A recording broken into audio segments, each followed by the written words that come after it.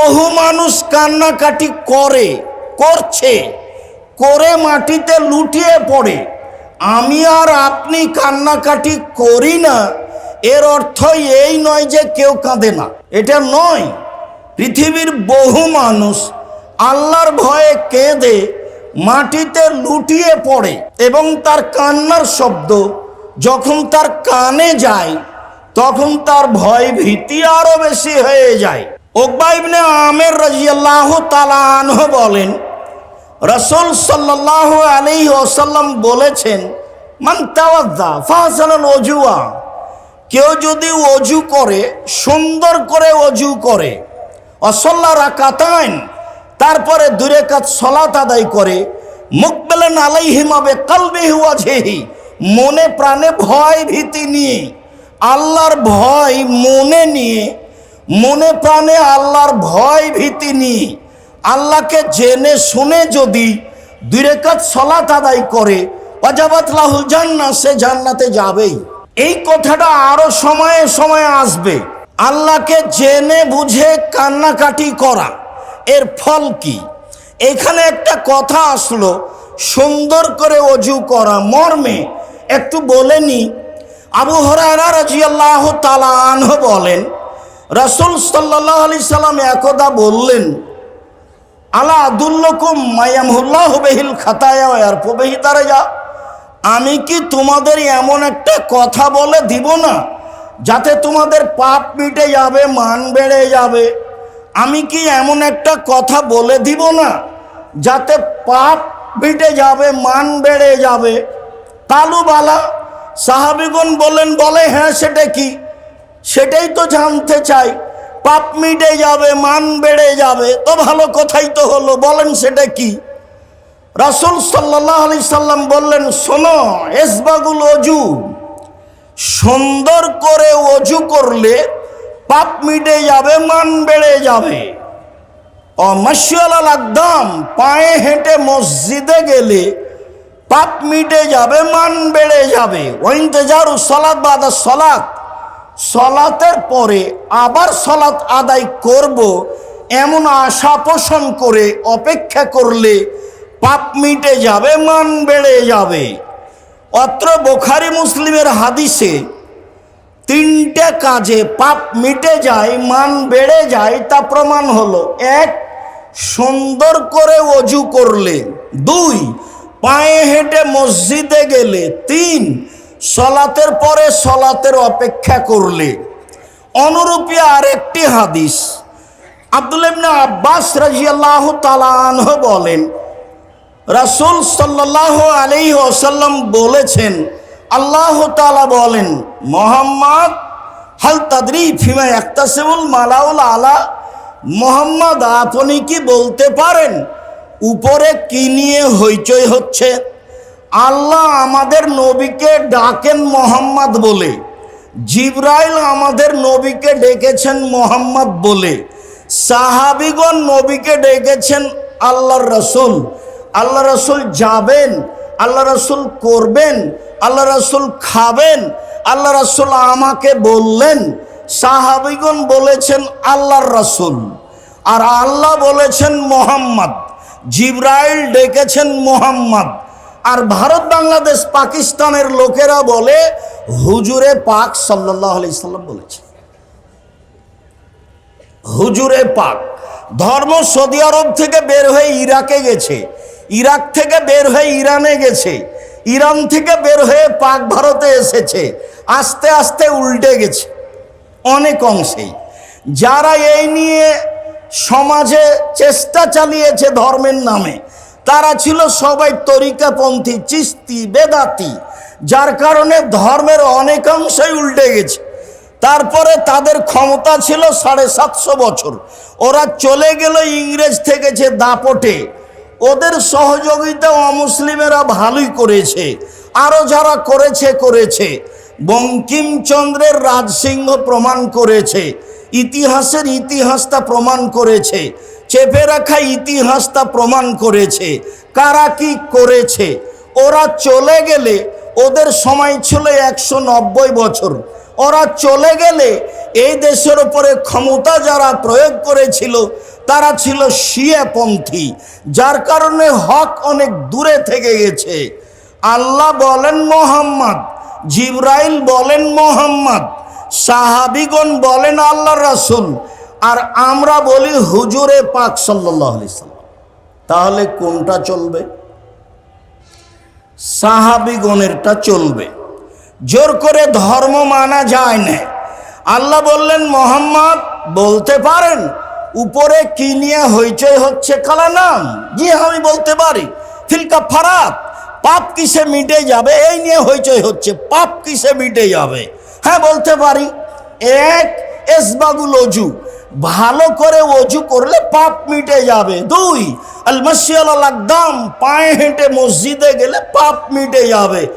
তিন, আল মাকসুদাত ফিল মাসাজিদ বাদা সালাওয়াত, সালাত আদায় করার পরে মসজিদে বসে তাসবিহ তাহলিল জিকির আজকার করলে পাপ মিটে যাবে, মান বেড়ে যাবে। এই ছেলে,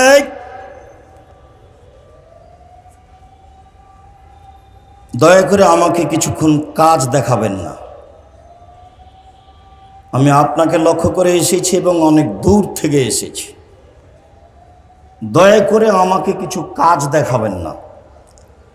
আল্লাহ রাসূল এক গাধার উপরে উঠে আছেন আর পিছনে আছেন মুআয ইবনে জাবাল।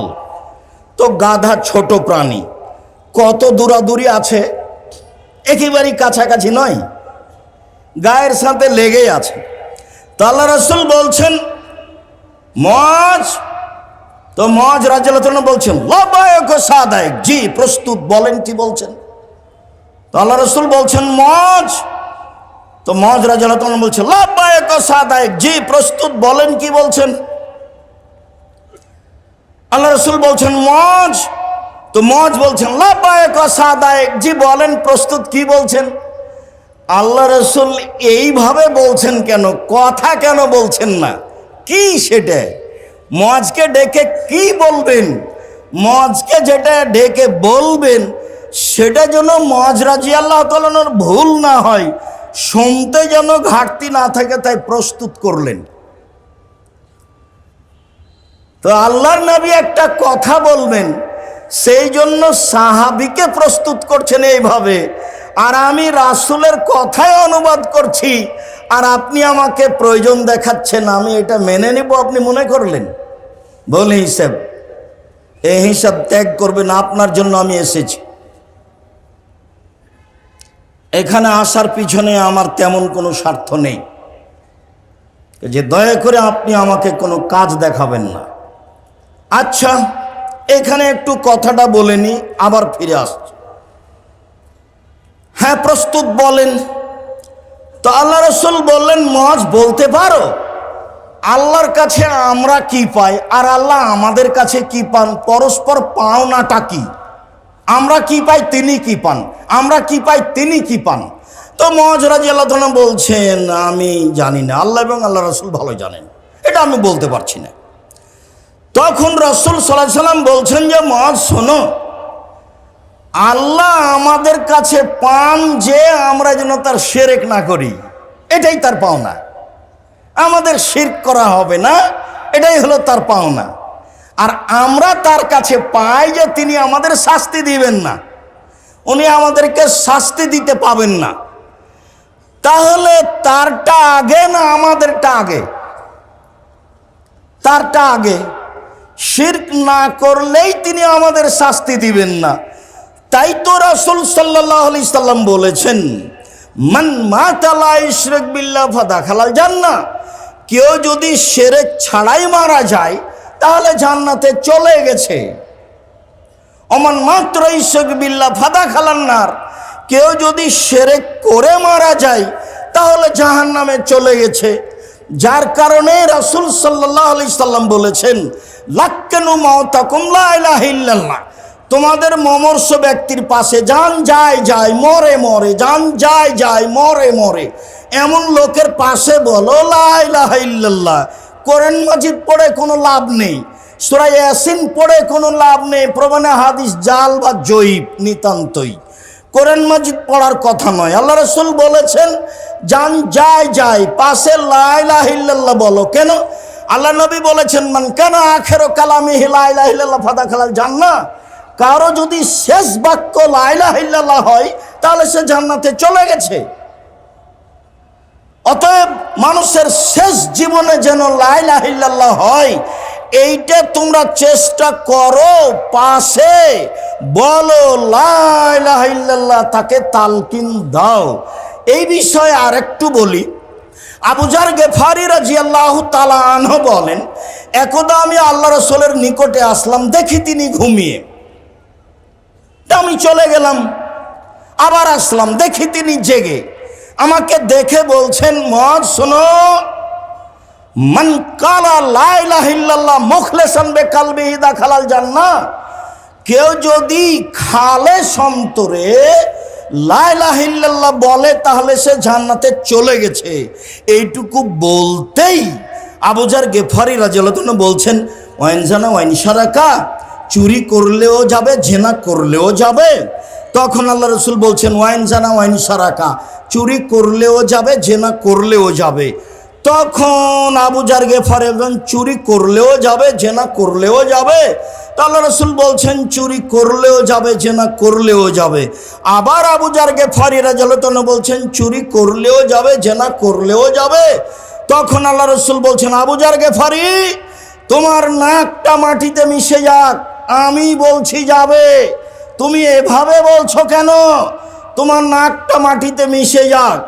এটা বুখারী মুসলিমের হাদিস। আরেকটা বুখারী মুসলিমের হাদিস পড়ি, তারপরে এখানে একটা কথা আছে, সেটা বলবো।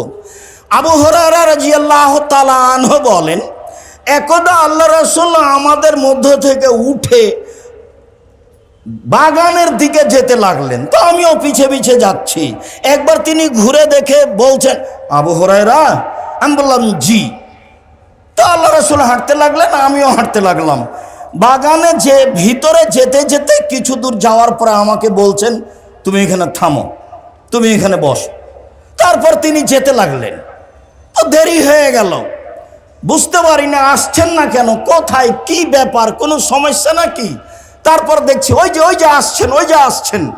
যখন কাছাকাছি, তখন তিনি বলছেন, চুরি করলেও যাবে, জেনা করলেও যাবে। আবার বলছেন, চুরি করলেও যাবে, জেনা করলেও যাবে।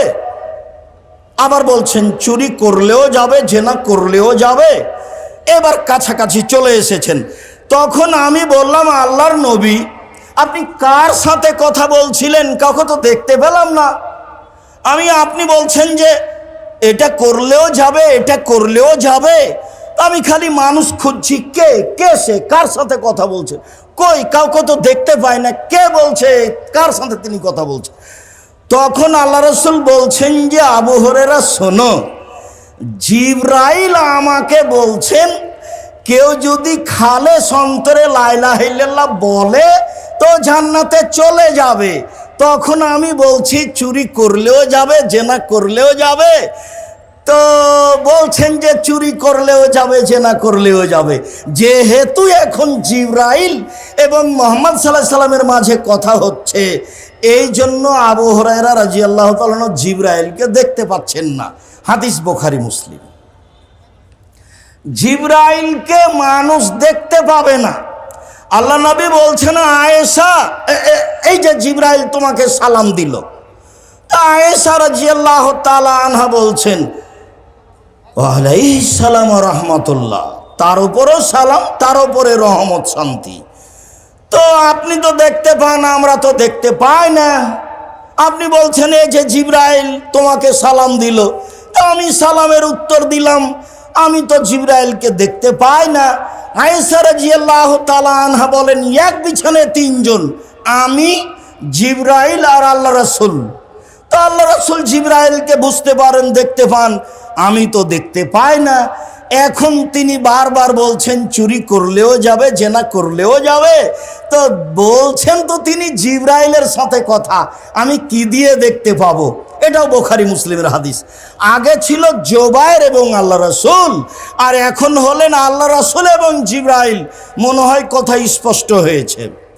এখানে যে কথাটা আমি বলতে চেয়েছি সেটা হলো এই, যে আরো যে বড় বড় পাপ আছে, সেইগুলো আবু যার গেফারি রাদিয়াল্লাহু তাআলা আনহু বলছেন না কেন শিরক সবচেয়ে বড় পাপ, বাপ মাকে অমান্য করা পৃথিবীর দ্বিতীয় মহাপাপ, মিথ্যে সাক্ষী পৃথিবীর তৃতীয় মহাপাপ।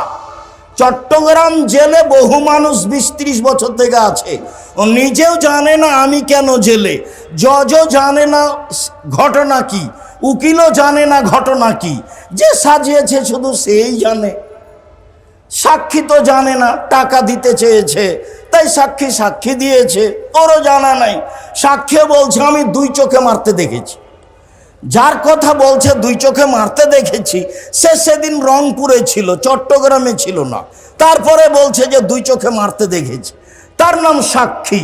সম্মানিত দিনী ভাই বোন, বলছিলাম যে বড় বড় পাপগুলি উল্লেখ হলো না কেন? এই জন্য যে এই 2টা পাপে সামাজিক যত অপমান আছে আর কোনো পাপে সামাজিক তত অপমান নেই। চোরও যদি ধরা পড়ে আর একজন চোর তাকে মারে, জেনা করার পরে যদি মানুষ ধরা পড়ে তো আর একজন জেনাকার তাকে গালি দেয়। এই 2টা পাপ সমাজে খুব ঘৃণিত, যার কারণে বারবার উল্লেখ হচ্ছে। বলছিলাম আল্লাহ ভীতি, মহান আল্লাহ আমাদের নবীকে বলেন, বলছিলাম রাসূল সাল্লাল্লাহু আলাইহি সাল্লাম বললেন যে সুন্দর করে ওযু করলে, পায়ে হেঁটে মসজিদে গেলে, সালাতের পরে জিকির করলে পাপ মিটে যায়, মান বেড়ে যায়। এই কথা বলার পর আল্লাহ রাসূল বলছেন মান ফালা হাদা আশাবে খাইরিন ও মাতাবে খাইরিন, যে এমন কাজ করলো তার মরে যাওয়া ভালো, তার বেঁচে থাকা ভালো, যে এমন কাজ করলো তার মরে যাওয়া ভালো, তার বেঁচে থাকা ভালো। এই কথা বলার পর আল্লাহ রাসূল বলছেন ওয়াকানা মিন খাতিয়াতিহি কায়ামিন ওয়াদালাওলাদাত উম্মুহু, এরপরে লোকটা হয়ে যায় সেই দিনের মতো যেদিন তার মা তাকে জন্ম দিয়েছে। লোকটি নিষ্পাপ হয়ে যায়। সুন্দর করে ওযু করলে, পায়ে হেঁটে মসজিদে গেলে, মসজিদে বসে বসে জিকির আজকার করলে লোকটা হয়ে যায় সেই দিনের মতো যেদিন তার মা তাকে জন্ম দিয়েছে, নিষ্পাপ হয়ে যায়। 1 2 হজ কবুল হলেও নিষ্পাপ হয়ে যায়। 3 অসুস্থ হওয়ার পরেও যদি কেউ বলে আলহামদুলিল্লাহ, তাহলে লোকটা হয়ে যায় সেদিনের মতো যেদিন তার মা তাকে জন্ম দিয়েছে। মর্মে রাসূল সাল্লাল্লাহু আলাইহি সাল্লাম বলেন কারো যদি গায়ে জ্বর আসে, জ্বর হয়, তাহলে তার পাপ ঝরে যায়। কর্মকার কামারের ভাটিতে লোহা দিলে, স্বর্ণ চাঁদি দিলে যখন লাল হয়ে যায়, তখন স্বর্ণ লোহা চাঁদির ময়লা যেভাবে ঝরে যায়, জ্বর হলে মানুষের পাপ সেভাবে ঝরে যায়। তো মানুষ তো একটু মাথা ব্যথা হলে সিঙ্গাপুর যাবে, কাজে মানুষ আর ধৈর্যের পরিচয় দেয় না, অসুখ বিসুখের লক্ষণ তা বুঝতে চায় না। বলছিলাম সম্মানিত দিনী ভাই বোন, রাসূল সাল্লাল্লাহু আলাইহি ওয়াসাল্লাম বলেন 7 শ্রেণীর মানুষ বিচারের মাঠে বিশেষ ছায়াতলে থাকবেন। তার 1 শ্রেণীর মানুষ যাকারাল্লাহ খালিয়ান ফাফাজাত আইনাহু, যে নির্জনে আল্লাহকে ডাকে এবং 2 চোখের পানি ঝরঝর করে ঝরে। যে নির্জনে আল্লাহকে ডাকে আর 2 চোখের পানি ঝরঝর করে ঝরে, এই লোকটা থাকবে বিচারের মাঠে বিশেষ ছায়াতলে। আল্লাহ ভীতি। আব্দুল্লাহ ইবনে আব্বাস রাদিয়াল্লাহু তাআলা আনহু বলেন রাসূল সাল্লাল্লাহু আলাইহি সাল্লাম বলেছেন আইনানে লা তামসুহুমান নার, 2 শ্রেণীর চক্ষু, 2 শ্রেণীর মানুষ জাহান্নামে যাবে না। 1 বাকাত মিন খাশিয়াতিল্লাহ, যেই চক্ষু যেই মানুষ আল্লাহর ভয়ে কাঁদে ও জাহান্নামে যাবে না। 2 হারাসাত ফি সাবিলিল্লাহ, যেই চক্ষু যেই মানুষ আল্লাহর রাস্তায় পাহারা দেয়, দিন ধর্মের কাজে লেগে থাকে, ও জাহান্নামে যাবে না। আবু হুরায়রা রাদিয়াল্লাহু তাআলা আনহু বলেন রাসূল সাল্লাল্লাহু আলাইহি সাল্লাম বলেছেন লাইয়ালাজান নারা রাজুলুন বাকামিন খাশিয়াতিল্লাহ হাত্তা ইয়ালাদাল লাবানু ফি দরে, গাভীর বাট ওলান থেকে চাপ দিয়ে দুধ বের করে ভিতরে ঢোকানো যায় না, যেমন আল্লাহর ভয়ে কাঁদে যে সে জাহান্নামে যাবে না তেমন। আবার বলি, গাভীর বান থেকে ওলান থেকে চাপ দিয়ে দুধ বের করে ভিতরে ঢোকানো যায় না, যেমন এইটা যেমন অসম্ভব, আল্লাহর ভয়ে কাঁদে যে তার জাহান্নামে যাওয়া তেমনি অসম্ভব। মুআবিয়া ইবনে হাওদা রাদিয়াল্লাহু তাআলা আনহু বলেন, রাসূল সাল্লাল্লাহু আলাইহি সাল্লাম বলেছেন, সালাসু উয়ুনিন লা তারাহুমান নার, তিন শ্রেণীর চক্ষু জাহান্নাম দেখবে না। তিন শ্রেণীর মানুষ জান্নাতে যাবেই, তিন শ্রেণীর মানুষ জান্নাতে যাবেই। এক, বাকাত মিন খাসিয়াতিল্লাহ, ওই চক্ষু ওই মানুষ যে আল্লাহর ভয়ে কাঁদে। দুই, হারাসাত ফি সাবিলিল্লাহ, ওই চক্ষু ওই মানুষ যে আল্লাহ রাস্তায় পাহারা দেয়। তিন, গাজাতান মাহারেমিল্লাহ, ওই চক্ষু যে বেগানা নারী অপর নারীকে দেখে চক্ষু নিচু করে, অপর নারীকে দেখে চক্ষু নিচু করে যে সে জান্নাতে যাবে। এই কথা মুহাম্মদ সাল্লাল্লাহু আলাইহি সাল্লাম বলেন। তিনি বলেন, পৃথিবীর মানুষ শুনে রেখো। জাবের রাদিয়াল্লাহু তাআলা আনহু বলেন, আল্লাহর নবীকে তিনি বললেন, আল্লাহ রাসূল, কোনো মহিলার ওপরে যদি হঠাৎ চোখ পড়ে যায় তাহলে কি করব? আল্লাহর নবী, কোনো মহিলার ওপরে যদি হঠাৎ চক্ষু পড়ে যায় তাহলে কি করব? তখন আল্লাহ রাসূল ফামারানি, আমাকে আদেশ করলেন, আন আসরেফা বাসারি, আমি আমার মুখটা ফিরিয়ে নিব, মুখটা ঘুরিয়ে নিব। তাহলে যদি সত্য সত্যই বাড়িতে আপনি টিভিতে খবর শোনেন, তো যখন খবর টিভিতে চলবে তখন আপনাকে এভাবে বসে থাকতে হবে। আপনি একটা রং মাখানো মহিলার মুখের ওপরে তাকিয়ে খবর শুনবেন, তখনও আপনার ইমান কাজ করে। ধর্ম কি পাগল হয়ে গেছে? धर्म की राजशाही चांपाईनबाबगंज हवाई लड्डू, दोनों हाथ में लड्डू है, जो चाहे उसको खा ले, जो चाहे उसको छोड़ दे। भूल हिसाब ताकवा, ताकवाय আপনার পাপকে ঠেকাতে পারে, ঈমানই আপনার পাপকে ঠেকাতে পারে। ঈমান যত বেশি পাপ তত কম, ঈমান যত কম পাপ তত বেশি। তাহাজ্জুদ পড়লেও জেনা হবে, ঈমান কম। এই জন্য বোরকা পরে যদি, হাত মোজা পরে যদি, পা মোজা পরে যদি, চশমা লাগিয়ে রাস্তায় চলে যদি, তবুও তার যদি ঈমান কম হয় তাহলে সে এত পর্দার ভিতরে থেকেও জেনার গল্প করবে। শুনুন, ঈমান দিয়েই পাপ ঠেকানো যায়। সম্মানিত দিনী ভাই বোন, রাসূল সাল্লাল্লাহু আলাইহি সাল্লাম বললেন, পৃথিবীর মানুষ মনে রেখো, 6টা কাজ করলে আমি তোমাদেরকে জান্নাতে নিয়ে যাব। কিভাবে নিয়ে যাব সেটা আমার ব্যাপার। 6টার একটা হলো এই, তুমি যদি চক্ষু নিচু করতে পারো তাহলে আমি তোমাকে জান্নাতে নিয়ে যাওয়ার জন্য জিম্মেদারি নিলাম। 3 শ্রেণীর মানুষ জান্নাতে যাবে। তার এক শ্রেণীর মানুষ হচ্ছে যারা চক্ষু নিচু করে চলে, তারা জান্নাতে যাবে। এই কথা মুহাম্মদ সাল্লাল্লাহু আলাইহি সাল্লাম বলেন। সম্মানিত দিনী ভাই বোন, এইখানে আর একটা হাদিস বলে রাখি। আল্লাহ রাসূল বললেন, 3টে বিপদ নেমে আসবে 3টা পাপের কারণে। 3টে বিপদ নেমে আসবে 3টা পাপের কারণে। 3টে বিপদ নেমে আসবে 3টা পাপের কারণে। 1, ভূমিকম্প হবে।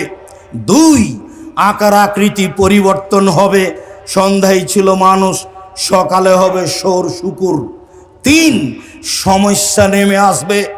স্কুলে মারামারি, মাদ্রাসায় মারামারি, মসজিদে মারামারি, যেখান সেখানে হইচই, কেউ কাউকে মানে না, বড় ছোট বলে কিছু নেই, ওয়াদা অঙ্গীকার নেই, ভালোবাসা নেই, একজন আর একজনের বিরুদ্ধে নির্দ্বিধায় চলছে।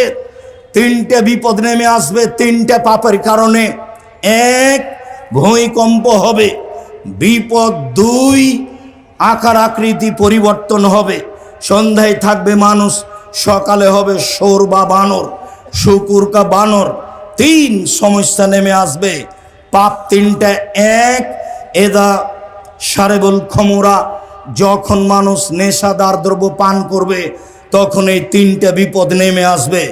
2, জাহরাতিল কায়নাত, মেয়েরা যখন নাচবে তখন এই তিনটে বিপদ নেমে আসবে। প্রায় সব মোবাইলে মেয়ে নাচে, প্রায় সব দোকানে মেয়ে নাচে, প্রায় সব বাড়িতে মেয়ে নাচে। মেয়েরা যখন নাচবে তখন এই বিপদ নেমে আসবে। তিন, অদারাববিল মাজেব, যখন বাদ্যযন্ত্র প্রকাশ পাবে, সব মোবাইলেই বাজনা বাজে, প্রায় সব দোকানেই বাজনা বাজে, প্রায় সব বাড়িতেই বাজনা বাজে। কোটি কোটি টাকা খরচ করে মানুষ বহির্বিশ্ব থেকে যারা গান বাজনা করে নাচে তাদেরকে মানুষ নিয়ে আসে, তখনও তারা শিক্ষিত মানুষ, এই কথা ঠিক নয়। আল্লাহ বলেছেন ইন্নামা ইয়াতাযাক্কারু উলুল আলবাব, নিশ্চয় উপদেশ গ্রহণ করে শিক্ষিত মানুষ। যারা এসব নাচ গানের ব্যবস্থা করে তারাকে যারা শিক্ষিত বলে তারাও মূর্খ মানুষ, তার জানা নাই কে শিক্ষিত। সম্মানিত দিনী ভাই ও বোন, বলছিলাম রাসূল সাল্লাল্লাহু আলাইহি সাল্লাম বলেন তিনটি বিপদ নেমে আসে তিনটি পাপের কারণে। তারপরে বলছিলাম যে চক্ষু নিচু করে যে সে জান্নাতে যাবে। কিভাবে আপনি মহিলা কলেজের প্রিন্সিপাল হন, গার্লস স্কুলের শিক্ষকতা করেন, দিন রাত আপনার মেয়ে চোখের সামনে পড়ে, তাহলে তো সেই লোকের মতো হলো। কোন লোকের মতো হলো? সেই লোকের মতো হলো। সেই লোকের কথাটা বলার পূর্বে একটা কথা বলি। আল্লাহ রাসূল বলছেন পৃথিবীর মানুষ মনে রেখো, আমার উম্মাত মিশে যাবে ইহুদি খ্রিস্টানদের সাথে। ডান হাতের বিঘত যেমন বাম হাতের সমান, সমান সমান যেমন আমার উম্মাত মিশে যাবে ইহুদি খ্রিস্টানের সাথে।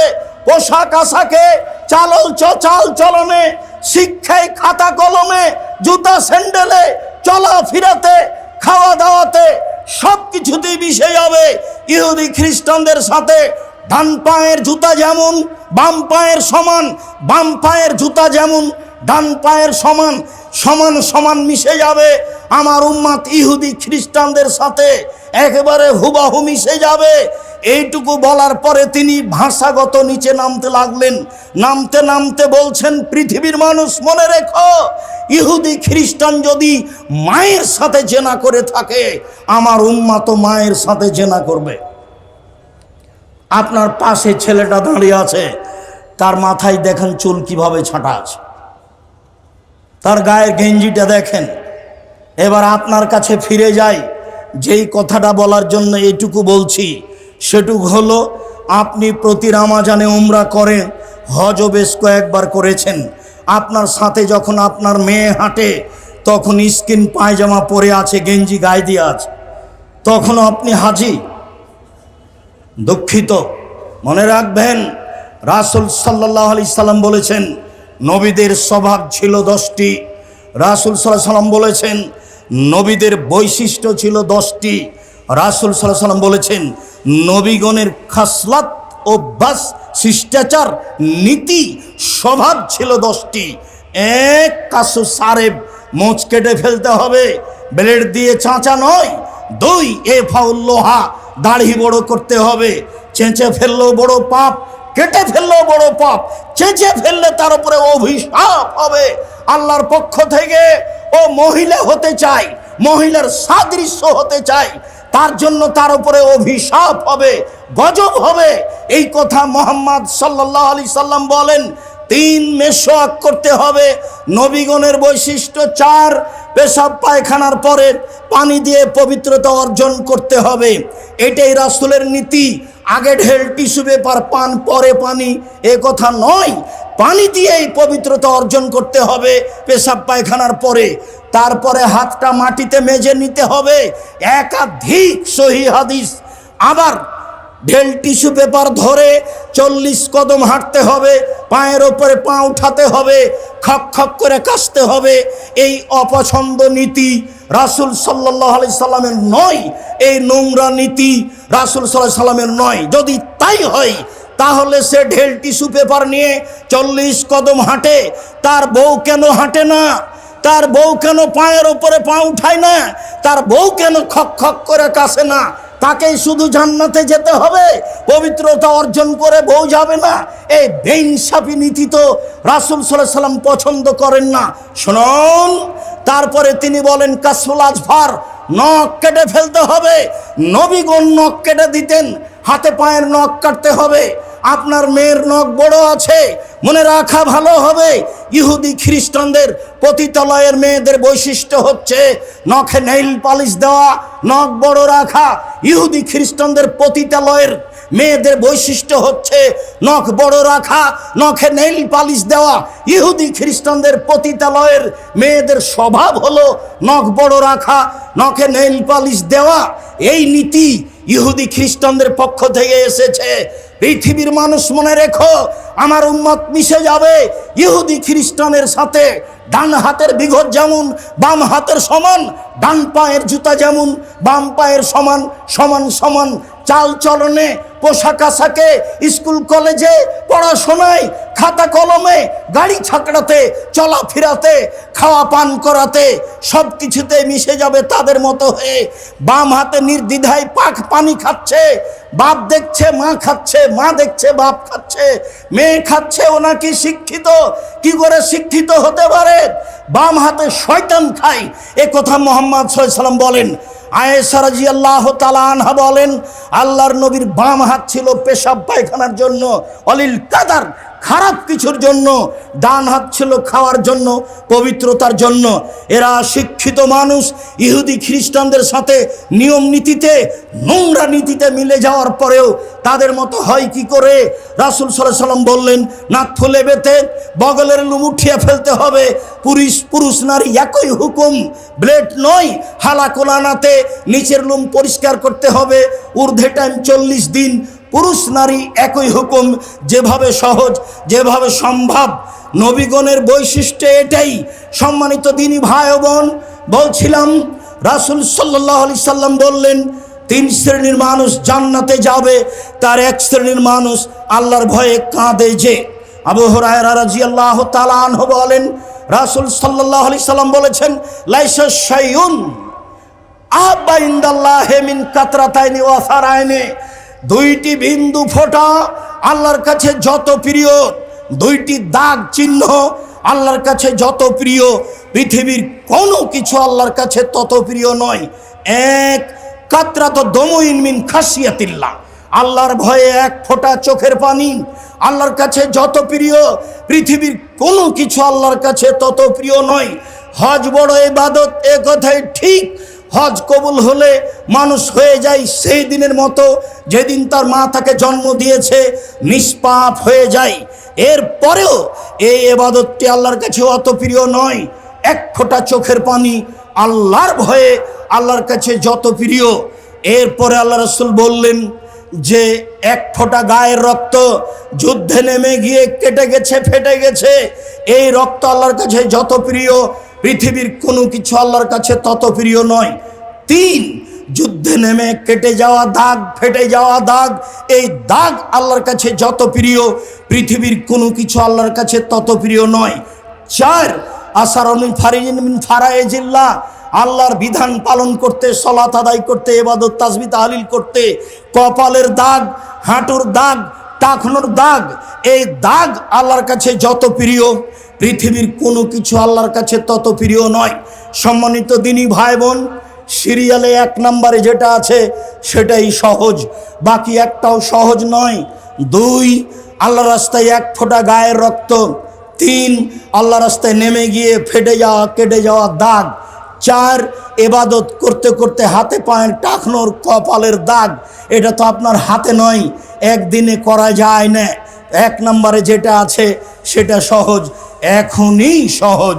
রাসূল সাল্লাল্লাহু আলাইহি সাল্লাম যখন বললেন যে তোমরা যদি আল্লাহকে জানতে আমি যেমন জানি, তোমরা যদি আল্লাহকে চিনতে আমি যেমন চিনি, তাহলে বেশি বেশি কাঁদতে, কম কম কম হাসতে। ফাগাত্তা আসহাবু রাসূলিল্লাহ সাল্লাল্লাহু আলাইহি সাল্লাম রাআসাহুম আলাহুম খানিন, তখন সাহাবীগণ কাপড় দিয়ে মাথা ঢেকে নিয়ে কান্নাকাটি করতে লাগলেন। বুখারী মুসলিম। সম্মানিত দিনী ভাই বোন, আপনাকে আমি আল্লাহর ভয় করার জন্য আন্তরিকভাবে অনুরোধ জানাচ্ছি।